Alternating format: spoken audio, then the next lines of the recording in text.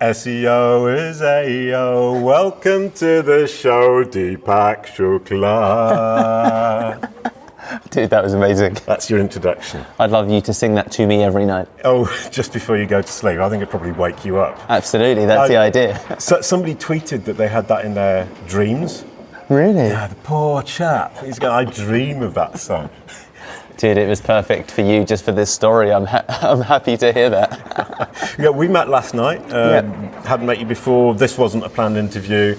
You travel the world running marathons and triathlons, is that right? Yeah, I am off, of course, in about an hour to fly to 2 hours to fly to Milan to run a marathon on Sunday. So I exactly that. I do travel vis-a-vis marathons and sometimes triathlons.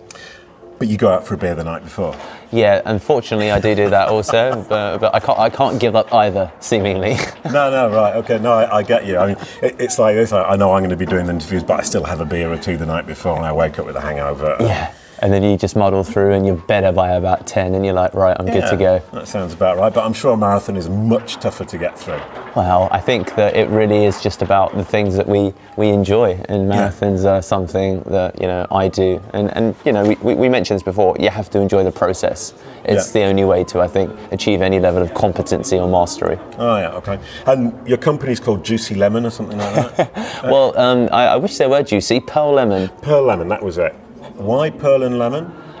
Because my partner, she's Italian. She introduced me to lemons as being a replacement for balsamic vinegar for the other dressings that I was using. So lemons came into my life, and during this period, she wears pearl necklaces sometimes. So when I was debating about ideas, the lemons were there because we were in the kitchen, and then Pearl Lemon came to life. Brilliant. And I like the double L in the middle. Yeah. It sounded like, I was going to say the Twin Towers, but that's probably inappropriate. No. Well, the Malay Twin Towers. Yeah, thank you very much.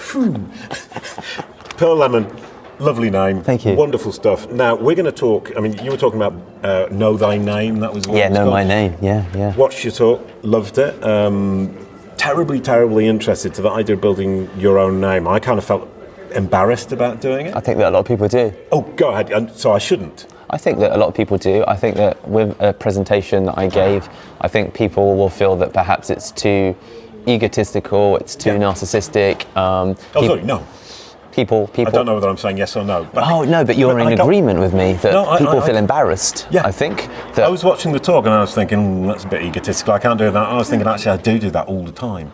So go ahead. Sorry. Yeah. So I think that this concept of building your own name is something that in certainly the SEO space that a lot of people would struggle with because it's inherently technical SEO, and that lends itself towards, the kind of bedroom expert, meaning that you can sit at home or at your office and you can do deeply technical things and you can talk to other technical people. Yeah. And I think that it's really, the speech that I gave is born from a decision that you want to make as to the journey that you're on with SEO or with anything. And I'm going to be very honest and say that, I made a decision at one point that do I become someone who's going to be deeply technical, or do I try and build a company?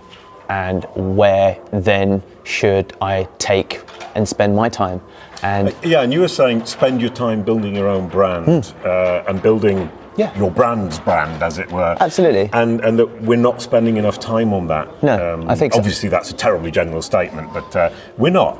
And what we don't... Oh, sorry, I'm just going to interrupt, because I just realised I feel guilty when I'm spending time on it. A, because I find it a bit egotistical, but also because I should be spending time on my clients. Yeah. So I feel guilty and I shouldn't, please. Okay, so I think that a couple of things. I think practically the way to get around that was my first full-time hire within Pearl Lemon, Adina.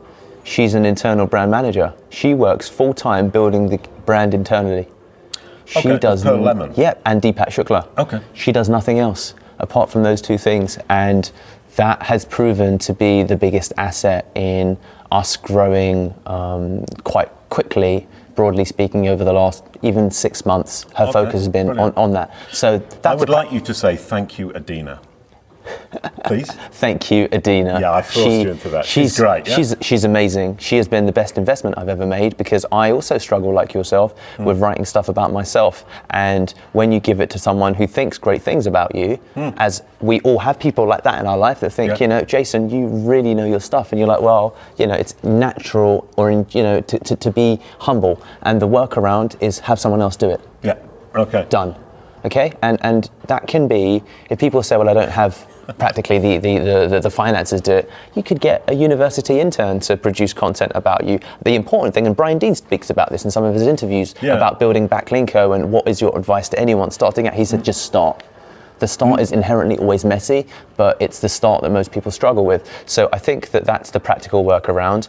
I can say anecdotally, well, not even anecdotally, one of the most visited pages on any service website, it's about us. It's about us. After you go to home, you go to About Us, because you want to know the man behind the iron mask. Yeah, I mean, and then the Google quality guidelines are saying, who are these people? And I go onto my new clients' websites and go, actually, you haven't got an About Us page, or your About Us page is so poetic, you've got no idea who you actually are. Absolutely. Can you just state who you are and what it is you do? Yeah. And that was part of my presentation that I've just done. Exactly. It's saying, schema markup, who are you, what do you do? But it's not just schema markup, it's About Us page. Start there, say who you are, what you do. Yeah. And About Us is no longer, it's not about the brand mission or the company culture, which is BS. People see through it, and you have to. Thank you for not saying a rude word. You're welcome. and we, as has been made reference to today, that we need to understand the actual search intent behind a search intent. It's not, the knowledge graph relates to what, Jason or Deepak are actually thinking when they're inputting a keyword search. And the immediate thing that we do when we get introduced to anything that we in any way find useful, I immediately look up the person who came up with it. Yeah, you were mentioning that. I mean, I look up everybody for the interviews, but I actually didn't look up anybody I'm not interviewing. And you're saying, well, if you want to listen to somebody and really get to grips with what it is they're saying, perhaps look them up and know their story. Absolutely. And I think that the best example of that is, as we said, comes from influencer marketing. And I think that the SEO community do themselves an injustice by not building their brand name, because actually there are people within this community that are 100 times more intelligent than I am when it comes to the space of SEO. And if we can push them to the forefront and have them build their own brand name, they will just develop the audience that will allow them to get onto the platforms that are worthy of the knowledge that they have. Yeah, but some people aren't comfortable building their brand name. What you're saying is get yourself an Adina. Absolutely. And she'll do it for you. Yeah, get yourself an Adina. That should be the time. Get yourself an Adina, someone who believes in your mission or your vision. I could even make a song with that. Yeah. Get yourself an Adina. And she'll do the work for you. Absolutely. Sorry, I couldn't help. No, you're right. And she takes away that difficulty that I have, right? So Deepak, because to address that, and this is a mindset issue that I think impedes people's progress. Yeah. Because whenever someone, and we heard it today, right, through Digital Olympus, there were freelancers, there were people that were working at this company, that company, and it all becomes a bit confusing. Yeah. Because I'm like, I can't remember where the bloody hell that you worked historically or what he did. I just remember your name. Messed up there, that was a rude word. Absolutely. Keep going. You can't remember. Yeah, I can't remember, the history. I just remember the name. It's the one thing that tends to stick. Oh, sorry, that brings me on to another thing, is the mind palace kind of idea that Sherlock Holmes gets right involved in. You hook, well, he uses a mind palace, but I was talking to Bill Slawski, and he was saying that he remembers the patent stuff from hooking onto the date. Okay. And he hooks it all onto the date, and then he says all the rest of it, I just remember it for the title, who wrote it, what it's about, and the number, apparently. Yeah. Oh, wow. And he hooks it on the date, so he just remembers the date and the rest follows. And it's the same thing with the person and remembering their story. I was saying I can't remember anything about anybody, about anything in the world, because but give me your story. Absolutely. And I'll remember your story from beginning to end. And sorry, I'm rambling a bit here. You're right. Yeah, people are going to hook onto your name and say, I remember all this stuff about this person because I remember their name. And I know where I was going with this, sorry, I've got a bit lost. But going from the idea that your name, the word in French is pérenne, over time. Yeah. Your name doesn't change, whereas your career might. Absolutely. So, you look, and company search volumes reflect that. The biggest search volume that a company will always carry will be the search volume for their name. When you look it up, Coca-Cola has more searches than anything that they'll try and rank for, and it's practically the same for any business Yeah. and any individual, broadly speaking. And that's because, you know, our brand name relates directly to, you know, search and people's experience of trying to find out about the company, the individuals behind the company, and you lose so much equity when you transition through careers because you build up, you know, something that's effectively a rented house. Even if it's your own company, Brilliant. it's still a rent. No, brilliant. I love that. Yeah. Rented house. And the person who didn't rent his house is Rand Fishkin, because Moz was built on Rand Fishkin, then he left Moz. Spark Toro, I know it because it's Rand Fishkin, and he took that equity with him and applied it to a new situation. Absolutely. So that's the equity that everybody should invest in, because it's the one thing that definitely won't change. I can't tell you if Pearl Lemon will still exist in 25 years. But I know that. Not. Yeah, well, this is. Sorry, no. It's okay. No. Rich. Statistically, the reality is that, you know, I probably won't be involved in whatever journey Pearl Lemon takes, right? Sorry, that's what I meant. Yeah, no. But if it closes down tomorrow, Deepak Shukla's still going to be around, and you're going to. Jason will follow me because you follow me, and then everything else becomes secondary to that, and that can always help with anything that you want to grow, and that's, I think, what people don't recognise, like as you said with Rand Fishkin and his journey. No, so in fact, I've just realised. Sorry, it's going through my mind. I made the phenomenal mistake. I was a rock musician in the 90s, but I was subservient to the group. So the group was famous, but I wasn't. Absolutely. Then I did a cartoon for kids. The cartoon characters were famous, but I wasn't. And people think that, that's my company. I say, no, it's a rented house. Yeah, so I rented 2 houses, and this is the first time I've actually started building a house. Absolutely, because you bought that domain name, and yes, you attached it to your name. Yeah. The domain that everyone buys is attached to my personal credit card billing details, which is Deepak Shukla. So Deepak Shukla is the company that owns Pearl Lemon, really, over time. And that, when people understand, I think, that concept, then you realise that you've done so many things back to front. Yeah. Because we've got all of these assets and all of these, you know, collections and bodies of data, and the question is where should you apply that resource? And I have only recently recognised a mistake that I've made, and you know, we It was Milos who told you, yeah? Yeah, he said, you were the mail shake guy, and I was like, what do you mean? And he saw the review, and then he went to find out about me. He's like, you don't have a blog. I've got filler content on my blog, if I'm being honest. It's not like Brian Dean level content, for example, and that's to my detriment. That's to my mistake, because Milos would probably invest in me because he saw the mail shake video, and therefore that's the leverage. That's how Pearl Lemon wins. That's how anything I attach to myself wins. And when anybody understands that, and the reality is that most of us don't do it, no way, we attach our assets to rented organizations. It's not even, I think, to the benefit of the organization. No, okay. Because then you carry equity into anything that you come into. No, I don't. Brilliant. I mean, brilliant. And I don't feel as guilty, and I don't feel as self-obsessed as I did 20 minutes ago, which is really making me feel better about everything. And what I do really like, and it's what I try and tell my clients, is, I don't know if it's called barnacling or piggybacking. Okay, yeah. It's saying, look at your company, piggyback the bosses of the company on the company, and vice versa, and you can have this playoff game. And I hadn't really thought it through, but then the company will continue to exist, the bosses go and do something else, and like Rand Fishkin, you've got this phenomenal advantage when you start. Absolutely, and people will sometimes then assume, what happens when they leave? And I was like, well, there's still going to be the new audience that Rand Fishkin will build that will look up his history. Brilliant. And people forget that.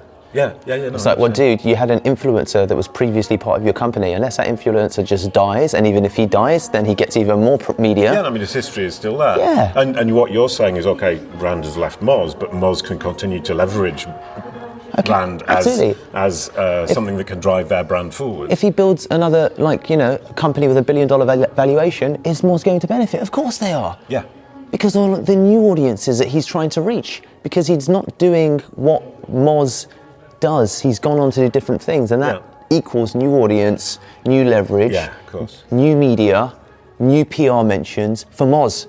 Yeah. As well as his new company. And that's a part that often gets forgotten when they're like, should we hang our careers off influencers? I'm like, well, absolutely yes. It's just logical, because it reflects the way that people search semantically. It's the second thing that you want to know, especially today. Coca-Cola type companies today don't really exist in the same way, because we immediately want to, because we have access to understanding the people behind the people behind the business, the people behind the brand.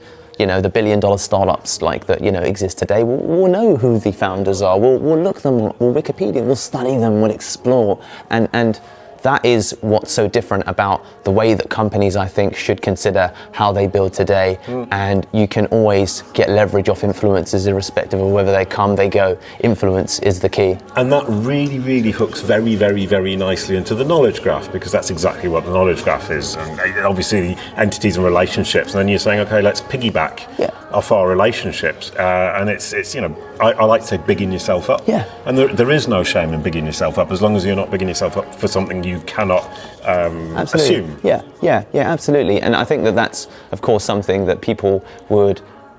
That's what can be easily abused when, of course, you build your brand. There's going to be people in the room that will say, well, did you really do that? Or are you inflating this? And that is where, there's the, but I mean, that's no different to any industry. That's like cold email. Yes, it can be easily used for spam. That's like link building. Yes, you can build PBNs. Every industry has that issue. There's nothing that's absent of that. I think that the challenge for the SEO community is to get comfortable with the idea of working on oneself, because it's counterintuitive, I think, in terms of the mindset. And Yeah, we can also encourage our clients to do it. Yeah. And this is really good advice. And you kind of say, well, and it's EAT as well. I mean, we're looking at that, EAT, building your brand. Everything, it all ties Getting in the knowledge graph, we're really looking at that. And I'm not wishing to diss any technical SEOs, but you go into technical SEO, okay, fine. It's suddenly not that important anymore. It's one of the legs. It isn't the principal leg anymore. Absolutely, and I think that when you look at any company's kind of competitive advantages, the technical SEO, comparing one company versus another, it becomes extremely difficult from the outsider looking in. And one of the things that I understood that was really critical to how I then still now look at Pearl Lemon is like, well, Deepak, when you go and spread your message, whether it's about technical link building, whether it's about, whatever it's about, consider everyone else that's saying the same message and recognize that it's going to be very difficult for anyone who's external to kind of truly differentiate your message from someone else's. We spoke about it today, the fact that there's a lot of presentations that are broadly similar. Yeah. And what do we need to focus on? How do we actually get our message heard? By bringing something that's unique to the table. And that's where, and this again comes from storytelling, that we have to build our brand vis-a-vis storytelling. Yeah. Hi, my name's Deepak Shukla. Nice to meet you. Yeah, I started Pearl Lemon in a bedroom in my mum's house after a failed application to the British Special Forces, and I was broke and I had to get out of home. Shouldn't have been in a garage. Isn't that where all great starts? I don't think any of them started in a garage. I think they were in the living room, really. I was like, who starts in a garage?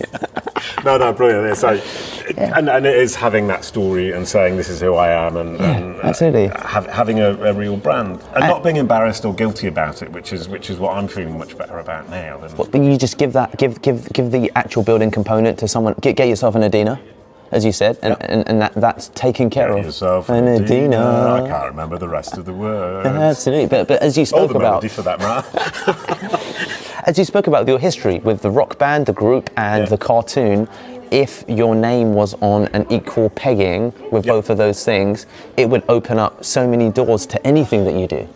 Yeah, and in fact, I look at that. I mean, I was in the band, and I felt when I did the cartoon, I had to rebuild my entire life. And then when the cartoon fell apart for various reasons, I had to rebuild my whole life again. And I get the feeling this time, because I've built my brand, I'm not going to hit that problem the third time. No, third time lucky. Yeah, absolutely, my friend. Because people follow you, and it's simple. But when you look at everything else that it can give you, it's extremely powerful. Yeah.